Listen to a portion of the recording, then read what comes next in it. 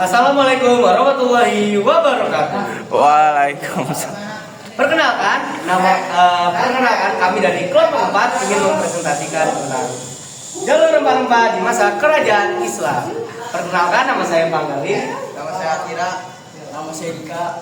Nama saya William. Oke, kita tahu bahwa ada yang namanya rendang dan ada makanan-makanan Indonesia yang menggunakan rempah-rempah.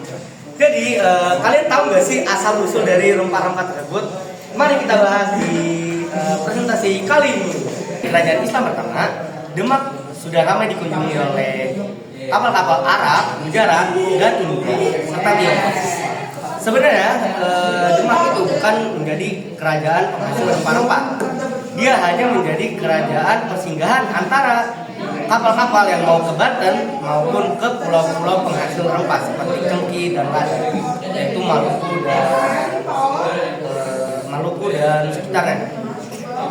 Di Demak mereka hanya mengisi perbekalan, menikah ataupun menetap di Demak. Seperti itu. Kita lanjut ke Akira. Pelabuhan Banten sudah ramai dikunjungi sejak era kerajaan Tarumanegara dari Sunda. Pada ke-12 Masehi, Zhao Rugua menyebut Sinto atau sebagai daerah penghasil lada. Wilayah Banten sebetulnya bukan penghasil lada sejak era kerajaan Hindu, Pajajaran atau Sunda hingga Islam. Penguasa Banten mendapatkan lada dari daerah kekuasaan di Sumatera. Daerah yang memiliki toponomi yang berkaitan dengan rempah atau lada adalah Pamarican di kawasan Banten, Kampung Pedas, Penimbang, dan Teluk Lada dengan imbalan lada dan pembangunan benteng di Sunda Kelapa. Raja Pajajaran 2 kali meminta bantuan Portugis di Malaka tahun 1521 untuk mencegah ekspansi Demak.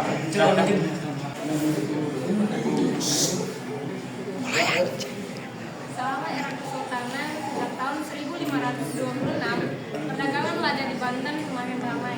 Namun hal itu tidak terlepas dari pendudukan Malaka 15 tahun sebelumnya oleh Portugis pada tahun 1511.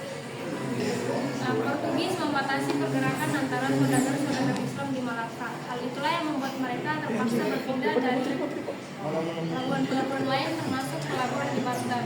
Namun sebagian saudagar ada yang menetap tinggal di Banten sebagai saudagar perantara. Saudagar-saudagar lainnya juga membeli perdagangan lada yang berada di Banten. Mereka membelinya dari petani langsung dan kembali menjualnya kepada pesisir. Hasil sketsa ribuan Belanda Sylvia pada tahun 1902 menunjukkan struktur warnanya sangat rapi, dibagi menjadi 3 pemukiman: Pamojan, Karangatu, Abelen. Pada tahun 1500 Cornelis Dortmund langsung diterima karena kota tersebut mirip dengan kota Buda.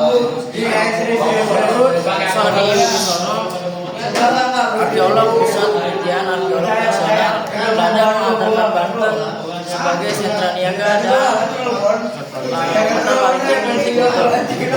Pada tahun 1600-an, COC monopoli perdagangan rempah di Nusantara, khususnya di wilayah Maluku.